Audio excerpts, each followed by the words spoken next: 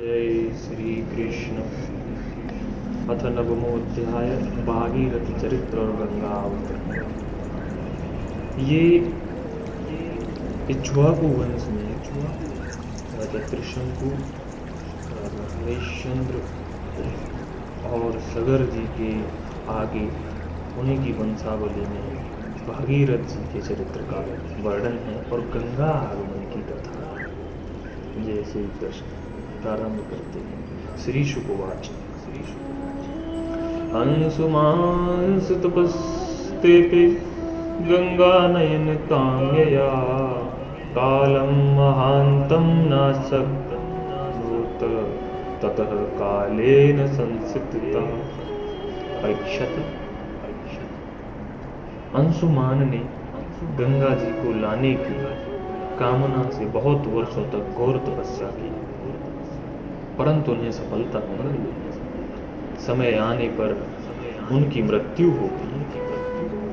दिलीपस्तुत्सु तस्तद्वदसक्तः कालमयैवान भगीरथस्तस्य पुत्रस्तेपे ससुमनत तपः।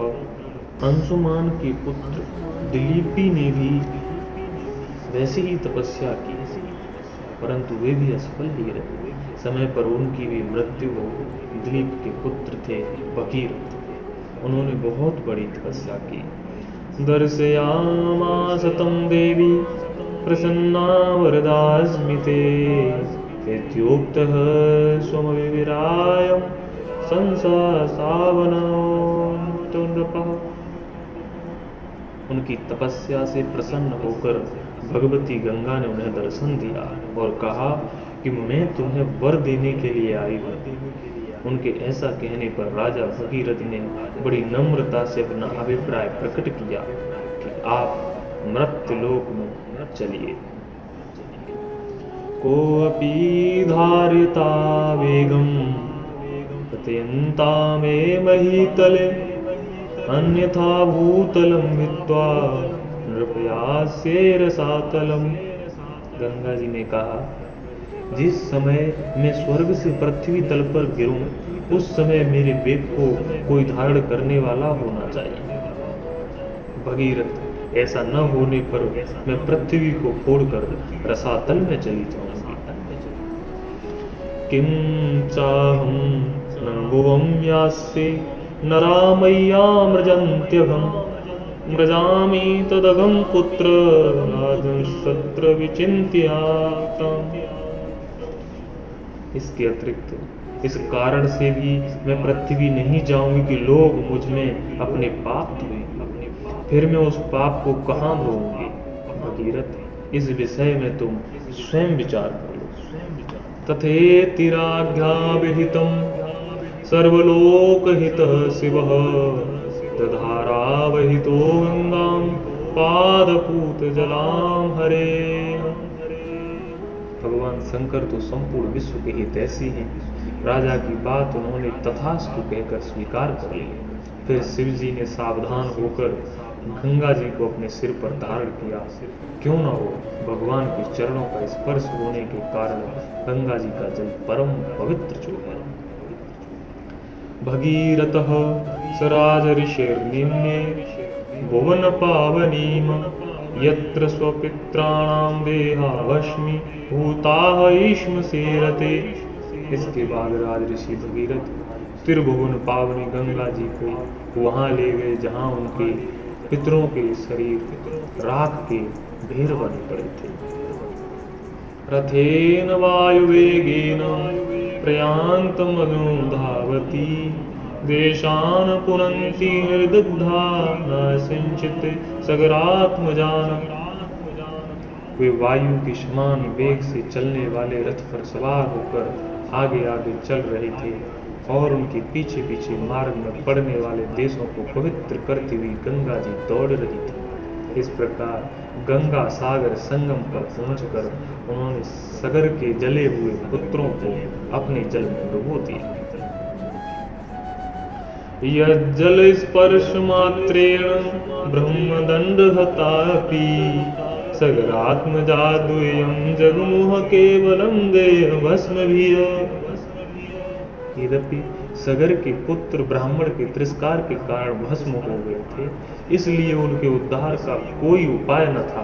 फिर भी केवल शरीर की राख के साथ गंगा जल का स्पर्श हो जाने से ही वे स्वर्ग में चले गए। भस्मीभूतांगं सगेन स्वर्यातः सगरात्मजाः किं पुनः श्रद्धया देवी ये सेवन्ते धृतव्रताः। परीक्षित, जब गंगा जल से शरीर की राख का स्पर्श हो जाने से सगर के पुत्रों को स्वर्ग की प्राप्ति हो गई, तब जो लोग श्रद्धा के साथ नियम लेकर श्री गंगा जी का सेवन करते हैं, उनके संबंध में तो कहना ही क्या है। न यो ततः परमाश्चर्यम् स्वर्धुन्यायोदितम् अनंत चरणाम्बजो च प्रसूताया भगच्छिदः संविनेश्य निवेश्य मनो यस्मिन् छिद्रया मुनये अमलाः त्रिगुणम्य दुस्त्यज्यं हित्वा सद्यो यातस्तदात्मताम्। मैंने गंगा जी की महिमा के संबंध में जो कुछ कहा है उसमें आश्चर्य की कोई बात नहीं, क्योंकि गंगा जी भगवान के उन चरण कमलों से निकली हैं जिनका श्रद्धा के साथ चिंतन करके बड़े बड़े मुनि निर्मल हो जाते हैं और तीनों गुणों के कठिन बंधन को काटकर तुरंत भगवत स्वरूप बन जाते हैं। फिर गंगा जी संसार का बंधन काट दें, इसमें कौन बड़ी बात है। श्रुतो भगीरथा यज्ञे तस्य नाभो अपरो अभवतः सिंधु द्वीपस्थ तस्मादयुतायुस्ततो अभवत ऋतुपर्णो नलसखो ये स्वविद्याय मया नलात दत्त्वा च हृदयं चास्मे सर्वकामस्तु तत्सुतः। भगीरथ का पुत्र था श्रुत, श्रुत का था नाभ। यह नाभ पूर्वोक्त नाभ से भिन्न है, जो पहले नाभ थे उनसे भिन्न है। नाभ का पुत्र था सिंधु द्वीप और सिंधु द्वीप का अयुतायु। अयुतायु के पुत्र का नाम था ऋतुपर्ण। वह नल का मित्र था। उसने नल को पासा फेंकने की विद्या का रहस्य बतलाया था और बदले में उससे अश्व विद्या सीखी थी। ऋतुपर्ण का पुत्र सर्वकाम हुआ। ततः सुदास सशस्तपुत्रो मयंती पति नृपा आहुर्मित्रशहं यम्बे कलमाशांघ्री मुत कुचित वसिष्ठ सापादरक्षो अबद्धभूदनपत्यः स्वकर्मणा। परीक्षित, सर्व काम के पुत्र का नाम था सुदास। सुदास के पुत्र का नाम था सोदास और सोदास की पत्नी का नाम था मदयंती।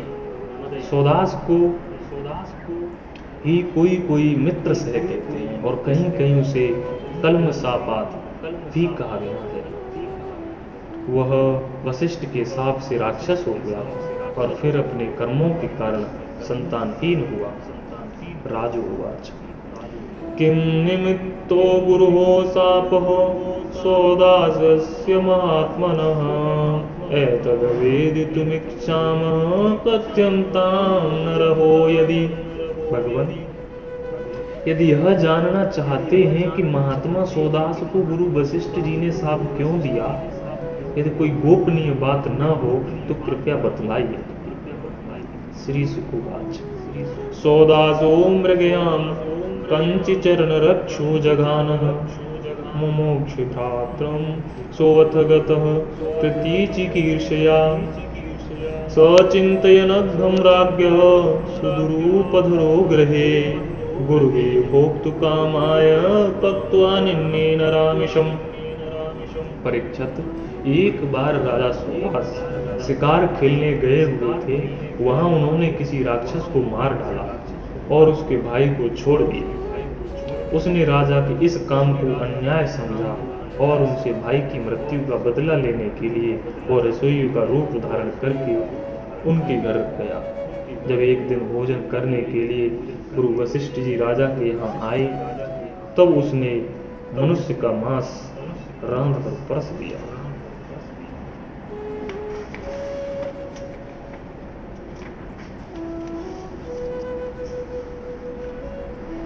परिवेक्ष्यमाणं भगवान् विलोक्य भक्ष्य मंजसा राजानमस्कृत क्रुद्धो रक्षोयोम भविष्यसि। जब सर्वसमर्थ वशिष्ठ जी ने देखा कि परोसी जाने वाली वस्तु तो नितांत अभक्ष्य है, तब उन्होंने क्रोधित होकर राजा को शाप दिया कि जा, इस काम से तो राक्षस हो गया। रक्षः कृतं तद्विदित्वा चक्रे द्वादश वार्षिकं सोऽप्यपो अंजलानादाय गुरुं सप्तुं सुमध्यत। जब उन्हें यह बात मालूम हुई कि यह काम तो राक्षस का है, राजा का नहीं, तब उन्होंने उस शाप को केवल 12 वर्ष के लिए कर दिया। उस समय राजा सौदास भी अपनी अंजलि में जल लेकर गुरु वशिष्ठ को शाप देने के लिए उद्यत हुए। वारितो मदयन्त्या पौरुषतिः पादयोर्जः दिशः खमवनिं सर्वं पश्यन् जीवमयं नृप। परंतु उनकी पत्नी मदयंती ने उन्हें ऐसा करने से रोक दिया। इस पर सौदास ने विचार किया कि दिशाएं, आकाश और पृथ्वी सबके सब तो जीवमय हैं, तब यह तीक्ष्ण जल कहाँ छोड़े। अंत में उन्होंने जल को अपने पैरों में डाल लिया। इसी से उनका नाम मित्र से है। राक्षसं भावमापन्न पादे कलमसतां गतः व्यवाय काले दद्रशे वनोकोदंपति द्विजो। उस जल से उनके पैर काले पड़ गए थे, इसलिए उनका नाम कलमासपाद भी हुआ। अब वे राक्षस हो चुके थे। एक दिन राक्षस बने हुए राजा कलमासपाद ने एक वनवासी ब्राह्मण दंपति को सहवास के समय देख लिया। मदयन्तया पतेर्वीर नामर्धं कर्तुमर्हसि देहमेऽपत्य कामया कर्तार्थगतिं द्विजम्। देहोऽयं मानुषो राजन् पुरुषस्य किलार्थदः तस्मादस्य वधो वीर सर्वार्थवधो उच्यते। कलमासपाद को तो भूख तो लगी ही थी, उसने ब्राह्मण को पकड़ लिया। ब्राह्मण पत्नी की कामना अभी पूर्ण नहीं हुई थी। उसने कहा, राजन, आप राक्षस नहीं हैं, आप महारानी मदयंती के पति और इक्ष्वाकु वंश के वीर महारथी हैं। आपको ऐसा अधर्म नहीं करना चाहिए। ये संतान की कामना है और इस ब्राह्मण की भी कामना अभी पूर्ण नहीं हुई है, इसलिए आप मुझे मेरा यह ब्राह्मण पति दे दीजिए। देवोयम, ऐसे ही ब्राह्मणों विध्वंस तपः शीलगुणान्वितः आर्यराधै पूर्वब्रह्म महापुरुष संगीतं सर्वभूतात्म भावेन भूतेष्वन्तर्हितं पुण्य। राजन, यह मनुष्य शरीर जीव को धर्म, अर्थ, काम और मोक्ष चारों पुरुषार्थों की प्राप्ति करने वाला है। इसलिए वीर, इस शरीर को नष्ट कर देना सभी पुरुषार्थों की हत्या कही जाती है। फिर यह ब्राह्मण तो विद्वान है, तपस्याशील और बड़े बड़े गुणों से संपन्न है। यह उन पुरुषोत्तम परब्रह्म की समस्त प्राणियों की आत्मा के रूप में आराधना करता है, जो समस्त पदार्थों में विद्यमान रहते हुए भी उनके पृथक पृथक गुणों में छिपे हुए हैं। सोऽयं ब्रह्म ऋषि वर्यश्यते राजऋषि प्रवराद विभो कथमर्हति धर्मज्ञ वदं पितुरिवात्मजः। राजन, आप शक्तिशाली हैं, आप धर्म का मर्म भली भांति जानते हैं। जैसे पिता के हाथों पुत्र की मृत्यु उचित नहीं, वैसे ही आप जैसे श्रेष्ठ राजऋषि के हाथों श्रेष्ठ महर्षि पति का वध इसी प्रकार उचित नहीं। तस्य साधोर्पापस्य वरुणस्य ब्रह्मवदिनः कथं वदं यथा वभ्रोर्मन्यते सन्मतो भवान। आपका साधु समाज में बड़ा सम्मान है, भला आप मेरे परोपकारी निरपराध श्रोत्रिय एवं ब्रह्मवादी पति का वध कैसे ठीक समझ सकते हैं। ये तो गौ के समान निरीह है। यद्ययं क्रियते भक्षस्तरैः मां खादपूर्वता न जीविष्ये विनायेन क्षणं च मृतकं यथा। फिर भी यदि आप इन्हें खा ही डालना चाहते हैं तो पहले मुझे खाना दो, क्योंकि अपने पति के बिना मैं मुर्दे के समान हो जाऊंगी और एक क्षण भी जीवित नहीं रह सकूंगी। एवं करुणवासन्या विलपन्त्यानाथवत व्याघ्रः पशुमिव खादत सौदासः शापमोहितः। ब्राह्मण पत्नी बड़ी करुणापूर्ण वाणी में कहकर अनाथ की भांति रोने लगी, परंतु सौदास ने साप से मोहित होने के कारण उसकी प्रार्थना पर कुछ भी ध्यान न दिया और वह उस ब्राह्मण को वैसे ही खा गया जैसे बाघ पशु को खा जाए। ब्रह्मणि वीक्ष्य दिदुषुं पुरुष दीन भक्षितं सूचयन्ति आत्मानमूर्वर्षि संसपत कुपिता सती। जब ब्राह्मणी ने देखा कि राक्षस ने मेरे गर्भाधान के लिए उदित पति को खा लिया तब उसे बड़ा शोक हुआ। सती ब्राह्मणी ने क्रोध करके राजा को शाप दे दिया, यस्मान में भक्षितः पाप कामार्तायाः पतिस्त्वतया तावापि मृत्युराधानादिकृत प्रज्ञ दर्शितः।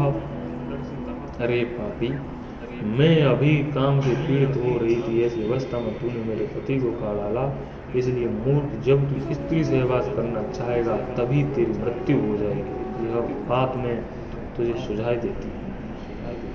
एवं मित्र सहम सप्त्वा पतिलोक पारायणा तदस्तीनि समद्येग्नो प्रास्य भर्तुर्गतिं गता। इस प्रकार मित्र सह को साप देकर ब्रह्मणी अपने पति की अस्थियों को दधकती हुई चिता में डालकर स्वयं भी स्थिति हो और उसने वही गति प्राप्त की जो उसके पतिदेव को मिली थी। क्यों न हो, वह अपने पति को छोड़कर और किसी के लोक में जाना भी नहीं चाहती थी।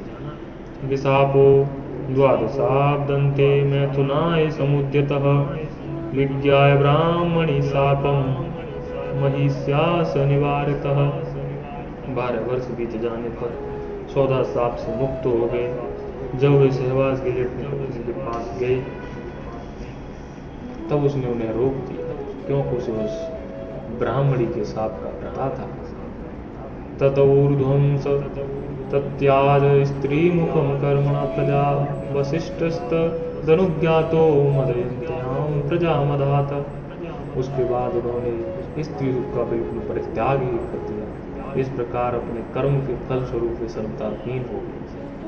तब वशिष्ठ जी ने उनके कहने से मदयंती को गर्भाधान कराया। सावे सप्त सभा गर्भमभिभ्रन्न व्यजायत जगने अस्मनोदरं तस्याः सोऽसकस्तेन कथ्यते। मदयंती 7 वर्ष तक गर्भ धारण किए रही, परंतु बच्चा पैदा नहीं। तो वशिष्ठ जी ने पत्थर से उसके पेट पर आघात किया। इससे जो बालक पैदा हुआ वह अस्म की चोट से पैदा होने के कारण अस्मक कहलाया। अस्मत्कान्मूलको यज्ञे यः स्त्रीभिः परिरक्षितः नारी कवचेत्युक्तोऽन्यः क्षत्रे मूलको अभवत्। अस्मक से मूलक का जन्म हुआ। जब परशुराम जी पृथ्वी को क्षत्रहीन कर रहे थे तब स्त्रियों ने उसे छिपाकर रख लिया था, इसी से उसका एक नाम नारी कवच भी था। ततो दशरथस्तास्मात् पुत्र एडविडस्थितः राजा विश्वसहो यस्य खट्वांगश्चक्रवर्त्यभूत। मूलक के पुत्र हुए दशरथ, दशरथ के एडविड और एडविड के राजा विश्वसह, विश्वसह के पुत्र ही चक्रवर्ती सम्राट खट्वांग हुए। यो दैवरर्थितो दत्यानवधीदयुधि दुर्जयः मुहूर्तमायुर्ज्ञात्वैत्य स्वपुरं संदधे मनः। युद्ध में उन्हें कोई जीत नहीं सकता था। खट्वांग उन्होंने देवताओं की प्रार्थना से दैत्यों का वध किया था। जब उन्हें देवताओं से यह मालूम हुआ कि अब मेरी आयु केवल 2 ही घड़ी बाकी है, तब वे अपनी राजधानी लौट आए और अपने मन को उन्होंने भावना में लगा दिया। न मे ब्रह्म कुलात् प्राणः कुलदेवान् चात्मजा न श्रेयो न मही राज्यं न दाराश्चेति वल्लभा। वे मन ही मन सोचने लगे कि मेरे कुल के इष्ट देवता हैं ब्राह्मण, उनसे बढ़कर मेरा प्रेम अपने प्राणों पर भी नहीं है। पत्नी, पुत्र, लक्ष्मी, राज्य, पृथ्वी भी मुझे उतने प्यारे नहीं लगते। न बाल्येऽपि मर्मिहं धर्मे रमते क्वचितः, नापश्य मुक्तस्म लोकादयन्त किंचन वस्तुत्वहम्। मेरा मन बचपन में ही कभी अधर्म की ओर नहीं गया। मैंने पवित्र कीर्ति भगवान के अतिरिक्त और कोई भी वस्तु कहीं नहीं देखी। देवैः कामवरो दत्तो मह्यं त्रिभुवनेश्वर, न वृणेत मम कामं भूतभावना भावना। तीनों लोकों के स्वामी देवताओं ने मुझे मुंह मांगा वर देने को कहा, परंतु मैंने उन भोगों की लालसा बिल्कुल नहीं की, क्योंकि समस्त प्राणियों के जीवन दाता श्री हरि की भावना में ही मैं मग्न हो रहा था। वे विक्षिप्तेन्द्रियो यदिदो देवास्त सुहृदय स्थितम, न विदन्ति प्रियम सस्वदात्मनाम किमुतापरे। जिन देवताओं की इंद्रियां और मन विषयों में भटक रहे हैं, वे सत्वगुण प्रधान होने पर भी अपने हृदय में विराजमान सदा सर्वदा प्रियतम के रूप में रहने वाले अपने आत्मस्वरूप भगवान को नहीं जानते। फिर भला जो रजोगुणी और तमोगुणी हैं, वे तो जान ही कैसे सकते हैं। अथेस माया रचितेषु संगम गुणेषु गंधर्व पुरोपसेमेषु रूढ़ं प्रकृत्यात्मनि विश्वकर्तुर्भावेन हित्वा तमं प्रपद्ये। इसलिए अब इन विषयों में मैं नहीं रखता, ये तो माया के खेल हैं। आकाश में झूठ मूठ प्रतीत होने वाले गंधर्व नगरों से बढ़कर इनकी सत्ता नहीं है। ये तो अज्ञानवश चित्त पर चढ़ गए। संसार के सच्चे रचयिता भगवान की भावना में लीन होकर मैं विषयों को छोड़ रहा हूँ और केवल उन्हीं की शरण ले रहा हूँ। इति व्यवसितो बुद्धया नारायण गृहीतया हित्वा निभावमज्ञानं ततः स्वं भावमाश्रितः। परीक्षित, भगवान ने राजा खटवांग की बुद्धि को पहले से ही अपनी ओर आकर्षित कर रखा था। इसी से वे अंत समय में ऐसा निश्चय कर सके। अब उन्होंने शरीर आदि अनात्म पदार्थों में जो अज्ञान मूलक आत्मभाव तथा उसका परित्याग कर दिया और अपने वास्तविक आत्मस्वरूप में स्थित हो गए। यद तद ब्रह्म परम सूक्ष्म शून्यम शून्य कल्पितम भगवान वासुदेवेति यम गृह्णन्ति ही सात्वता। वह स्वरूप साक्षात पर ब्रह्म है। वह सूक्ष्म से भी सूक्ष्म शून्य के समान ही है, परंतु वह शून्य नहीं, परम सत्य है। भक्तजन उसी वस्तु को भगवान वासुदेव कहते हैं, इस नाम से वर्णन करते हैं। इति श्रीमद्भागवते महापुराणे पारमहंस्यां संहितायां नवमे स्कन्धे सूर्यवंशानुवर्णने नवमो अध्यायः। जय श्री कृष्ण गोविंद हरे हरे नारायण वासुदेव। अभी हम आरती का प्रारंभ करते हैं। जय श्री कृष्ण। आरत्यते पावन पुराण की धर्म भक्ति विज्ञान खान की, महापुराण भागवत निर्मल सुखमुख विगलित निगम कल्प फल, परमानंद सुधार समय कल लीला रतिर सरस निधान की, कलिमल मथन त्रिताप निवारिणी, जन्म मृत्युमय भव भय हारिणी, सेवत सतत सकल सुख कारिणी, सुमुह सदे हरि चरित गान की, विषय विलास विमोह विनाशिनी,